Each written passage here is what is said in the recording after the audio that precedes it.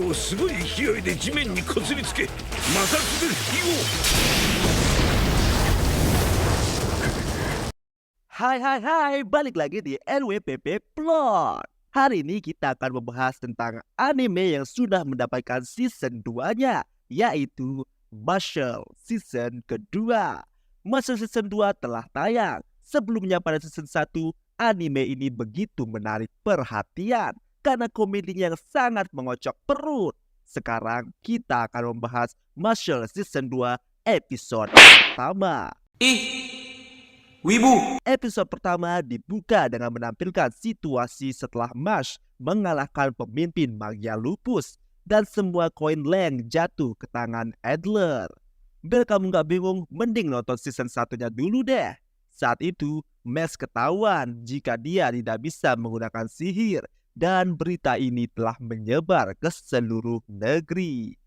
Beralih ke masa sekarang, Finn dan Marsh sedang mengobrol di lorong sekolah membahas kejadian yang menimpa mereka. Tapi di tengah obrolan, datanglah seorang murid lain yang ingin mengonfirmasi.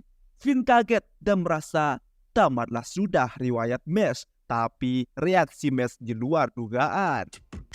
使えます。魔法使えます。魔法。 Aduh, memang bocah satu ini ada-ada saja ya. Nah, buat yang belum tahu, kelemahan Marsh adalah ketika dia grogi dan dipaksa menjawab hal rumit. Bisa-bisa dia berasap. Tapi si pelajar ini tetap nggak percaya kepada Marsh. Dia yakin Marsh tidak bisa menggunakan sihir. Finn lalu mengajak Marsh pergi saja daripada terus ditekan sama si murid rese ini. Si murid memperingatkan jika nanti Finn bisa terseret masalah jika melindungi orang yang tidak bisa pakai sihir.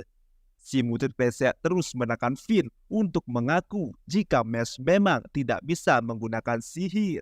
Karena semakin didesak, Finn kehabisan kesabaran. Finn bilang mau dia bergaul dengan siapapun bukan urusanmu. Saat berbalik, si murid rese sudah terkapar di tanah. めっちゃ奮い立ったのに。 Rupanya itu perbuatan Lance. Ya, dia menggunakan sihir gravitasinya. Bukan hanya Lance yang datang, Lemon dan Dot juga.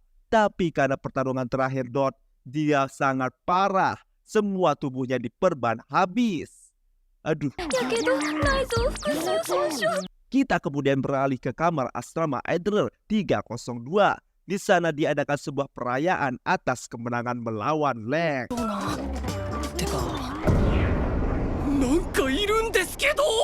Rupanya tak hanya mereka yang sedang berpesta. Di sana juga ada Abel dan Abyss, orang terkuat nomor 1 dan 2 di asrama Leng. Betapa terkejutnya Finn, bahkan Abel membawa kartu permainan untuk siap berpesta. Tapi Abyss memperingatkan, siapa saja yang mengalahkan Abel main kartu akan dia bunuh. Di tengah ancaman Abyss, Lemon menawarkan teh kepada Abyss. Aduh, ternyata si Abyss malah grogi. Arigatou gozaimasu.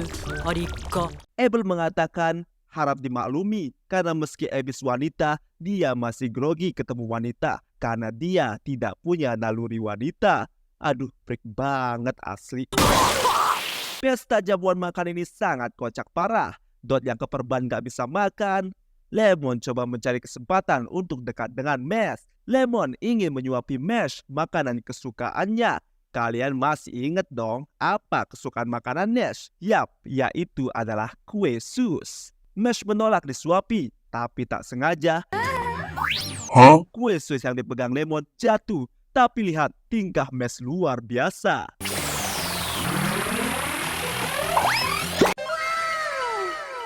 Finn lalu bertanya kepada Lance. Saat penyerangan magia lupus, mereka terpisah di tengah jalan. Finn bertanya apa yang dia lakukan saat itu. Lance bilang saat itu dia bertemu orang yang mengaku sebagai terpidana mati. Tapi saat melawannya, terpidana mati itu malah menyerah di tengah pertarungan. Saat pesta mulai sepi, Abyss berbicara kepada Marsh.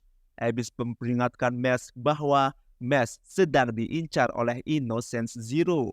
Mereka adalah kriminal terburuk di alam sihir. Mereka mencari orang terkuat yang memiliki energi sihir besar di akademi. Itulah kenapa Abel bekerja dengan Innocence Zero. Sebagai gantinya, Abel diberikan kekuatan yang hebat. Bahkan Abel mendapatkan garis ketiganya dari Innocence Zero yang merupakan garis ketiga buatan. Sosok 3 garis yang asli itu lebih menakutkan. Abyss menyuruh Mesh untuk waspada. Abyss berterima kasih kepada Mesh karena telah menghentikan Abel waktu itu. Abyss percaya Mesh bisa membuat dunia di mana semua orang hidup damai dan bahagia. Di sisi lain, Abel dan Finn pergi mengambil papan permainan di kamar Abel. いえなんで部屋に忘れたボードゲームを取りに行くのに付き合わされてるの Saat obrolan Abyss dan Mesh masih berlangsung, orang yang tadi ngeledekin Mesh ngintip. Dia ingin membuktikan bahwa Mesh tidak bisa menggunakan sihir. Saat dia mengintip, betapa terkaget-kagetnya dia karena dia melihat Mesh berbicara dengan Abyss. Bukan hanya itu, tak disangka di belakangnya sudah ada Abel yang bertanya, Sedang apa dia di sini? aduh, dia malah kabur. Tak lama, burung hantu masuk dengan aneh. Lihat saja cara masuknya, bisa-bisanya masuk nerobos jendela gitu saja. Dia mengantar surat untuk Mesh dari biro sihir. Keesokan harinya, di biro sihir, Mesh sedang disidang karena tak punya sihir, di mana biro sihir menganggap itu adalah kejahatan serius. Mesh dianggap mengancam keharmonisan sihir. No, それはお前が決めることで。 Saat bapak berjenggot itu terus ngebacot, tiba-tiba seorang datang menyela obrolan. Dia membela Mesh di sini, dan orang itu adalah Ryoh Grants, kapten pasukan keamanan sihir, yaitu visioner suci cahaya. Ryoh mengeluarkan khotbah no jutsu yang panjang banget. 君の意見を多数派にすればいいのだ。 Ryoh lalu menguji Mesh untuk menyalakan sebuah lilin tanpa menyentuhnya. Ryoh ingin melihat bagaimana cara Mesh menyelesaikannya. Si bapak jenggot bilang, ini konyol. Bagaimana orang yang tak punya sihir melakukannya? Tapi Mesh tak gentar. Mesh maju dan lihat apa yang dilakukan. Mesh membuat api dengan memutar tongkatnya yang sangat kencang.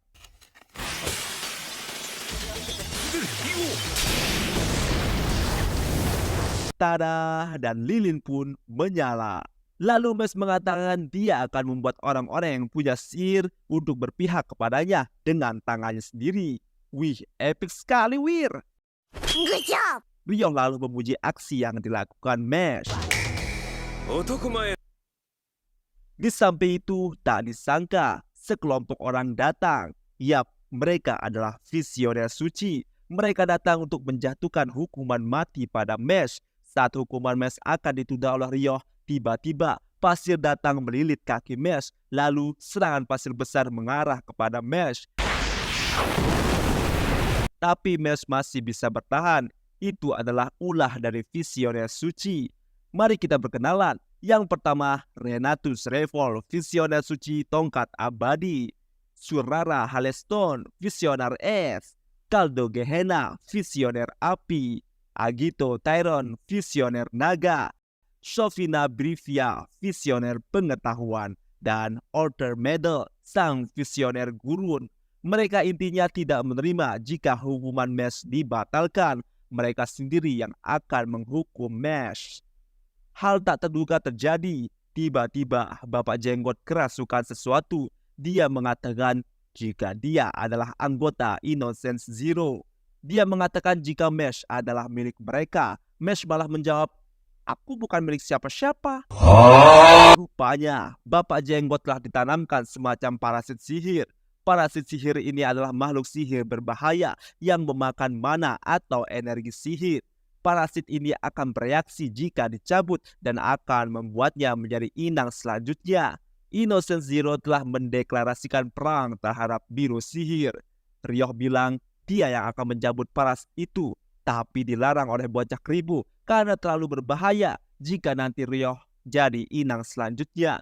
Ryoh berkata, lalu siapa yang akan mencabutnya? Sebagai yang terkuat sudah menjadi tugasnya, tapi belum selesai khotbah dari Ryoh, Mesh sudah mencabut parasit itu.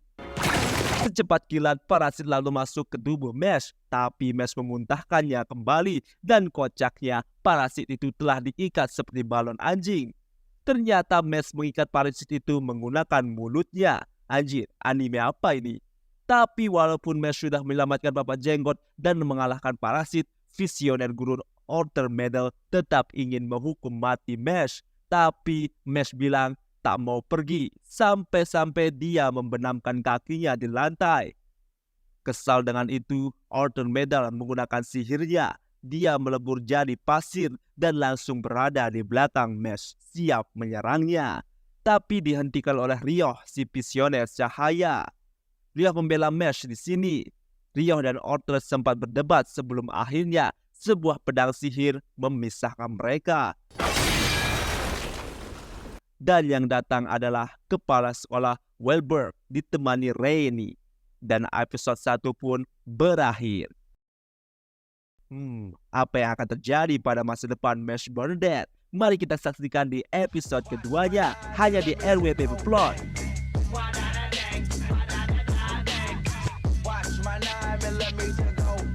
Jangan lupa like, komen, dan subscribe. Sampai jumpa.